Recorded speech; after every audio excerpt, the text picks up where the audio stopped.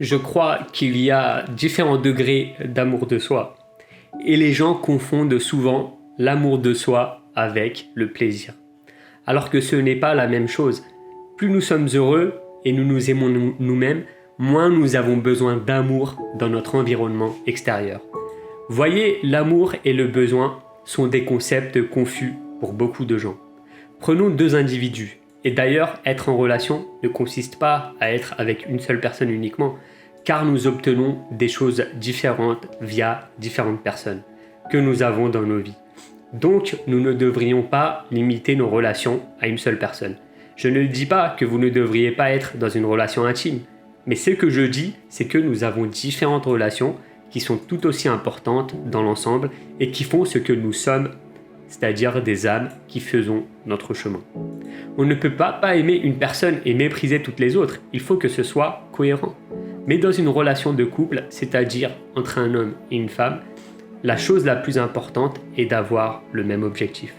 Si vous avez comme but d'être le meilleur de vous-même et que vous êtes avec une personne dans votre vie qui veut la même chose, eh bien vous vous dirigez dans la même direction. Et si votre passion est de vouloir changer le monde, si votre passion est d'améliorer les choses, si votre passion est de lutter contre la famine dans le monde, si votre passion est de résoudre le problème du réchauffement climatique, si votre passion est de donner l'exemple ou quelque chose d'autre, quelle que soit votre passion, que ce soit même le fait d'avoir une vie abondante ou peu importe, si les deux personnes partagent le même objectif, alors ils se déplacent dans la même direction. S'ils comprennent que l'évolution signifie qu'il y a certaines choses sur lesquelles nous allons nous mettre d'accord et que je vais donner le meilleur de moi-même à cette relation et vous apporter réellement le meilleur de vous-même à la relation, alors nous avons quelque chose en commun. Et quand je ne me sens pas au mieux de ma forme, je vais me retirer et ne pas te demander de m'aider à me sentir mieux. Mais je vais m'assurer d'être souverain.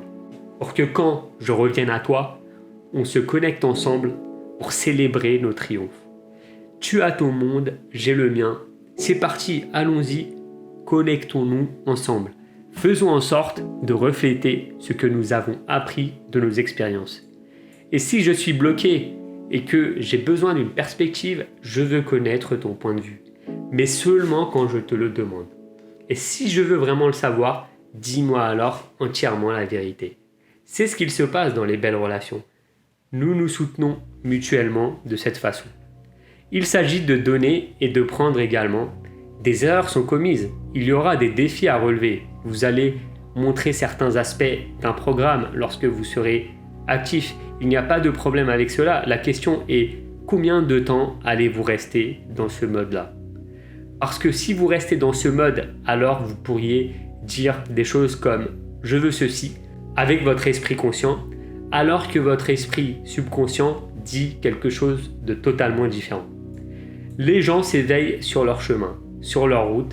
Il faut faire des efforts importants pour entretenir l'espace pour ce genre d'évolution. Mais les personnes qui font cela bien, qui sont conscientes d'elles-mêmes, n'ont pas à devoir travailler dans leur relation. Je ne travaillerai pas dans une relation, ce n'est pas mon rôle. Et si je sens que je travaille dans une relation, alors il n'y a pas de fluidité. Si vous donnez le meilleur de vous-même et que je donne le meilleur de moi-même et que nous célébrons nos efforts chaque jour, que nous parlons de ce que nous avons appris, que nous discutons des potentielles opportunités, comment nous pourrions mieux faire si je te permets d'aller jusqu'au bout de tes pensées et je te demande ensuite comment puis-je te soutenir ? Comment puis-je faire ressortir cela en toi ? Et quelle serait la meilleure chose à faire si tu perdais cette détermination ou que tu tombais de haut ? Dans ces moments-là, que veux-tu que je te dise ? Et si je le remarque, dis-moi les mots exacts que tu voudrais entendre. Et puis, en le disant vraiment ensuite, « Hey, tu commences à le refaire ». De sorte que la personne puisse revenir sur ses objectifs. Et là, on commence à créer un lien étroit. Et ce lien est construit sur l'amour véritable. Donc quand vous êtes dans une relation où vous allez au-delà de vos besoins, vous surmontez aussi la croyance sur la façon d'être en relation, en vous basant sur l'observation de vos propres parents, de la manière dont ils se comportaient l'un vers l'autre. Quand vous travaillez vraiment pour quelque chose de plus grand que vous, comme un but ou une vérité, et que vous partagez ce même but, il y a un lien qui se crée automatiquement. C'est intangible et cela demande alors moins de travail. Ce n'est pas travailler dans la relation dont il s'agit, mais de travailler sur soi-même. Et je pense que nous avons dans notre communauté des gens qui démontrent joliment cela. Et l'effet secondaire de cela est qu'ils ont de la magie dans leur vie.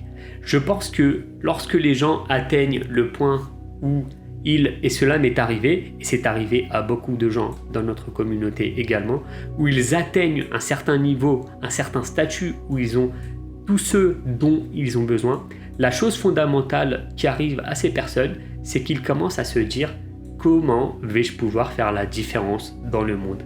Quel héritage ? Qu'est-ce que je vais laisser derrière ? Comment vais-je avoir de l'impact ou changer le monde d'une manière ou d'une autre ?» Donc, nous pensons que nous voulons toutes ces choses, mais en réalité, ce que nous voulons faire, c'est de réellement contribuer. Donc, je pense que lorsque nous avons un but qui nous dépasse, c'est la forme la plus élevée de motivation. Motivé par une mission, un devoir, motivé par un but, quand nous avons une vision désintéressée et qui nous dépasse, et je pense que l'on est programmé ainsi en tant qu'organisme vivant appelé l'espèce des êtres humains qui sont des organismes vivants. Mais ce qu'on observe à l'époque actuelle, l'âge de l'individualité égoïste, doit cesser. Car nous sommes une espèce d'organismes vivants qui prennent soin les uns des autres. Ils se guérissent mutuellement, ils s'éduquent mutuellement, ils s'enseignent mutuellement, ils s'inspirent mutuellement. Ils donnent les uns aux autres, ils se servent les uns les autres. C'est ce que font les organismes vivants. Ils coopèrent, ils communiquent, ils collaborent les uns avec les autres. C'est ce qu'ils font. Et donc, nous sommes câblés pour être communautaires.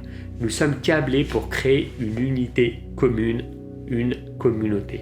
Et cette communauté est construite sur la fréquence de l'amour. Et quand vous venez de l'amour, vous venez d'une conscience différente. Il ne s'agit plus de vous. Vous vous sentez tellement bien. Vous ressentez ce sentiment qui perdure. Et la seule chose que vous voulez, c'est d'avoir d'autres personnes qui ressentent ce que vous ressentez. Et la seule façon de le faire, c'est de donner. Nous disons, je me sens si incroyable, je veux que tu ressentes ce que je ressens, je n'en ai plus besoin, prends-le.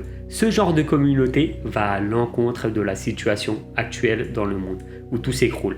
Mais c'est un temps où nous devons démontrer à quoi ressemble cette nouvelle communauté. Donc, quand vous avez une connexion, quand vous avez une communauté, quand vous avez une véritable amitié des personnes qui donnent vraiment parce qu'il y a quelque chose d'inhabituel à ce sujet et vous êtes assez digne pour recevoir et vous ressentez ce sentiment de recevoir et vous voulez ensuite donner à votre tour, vous créez alors une conscience très différente. Vous créez une unité commune ou une communauté qui est liée et connectée à la fréquence de l'amour. Et puis quand l'amour est la fréquence commune, c'est très difficile de briser cette communauté parce que c'est le lien qui la maintient unie. C'est donc ma vision de ce que j'aimerais faire avec ce travail.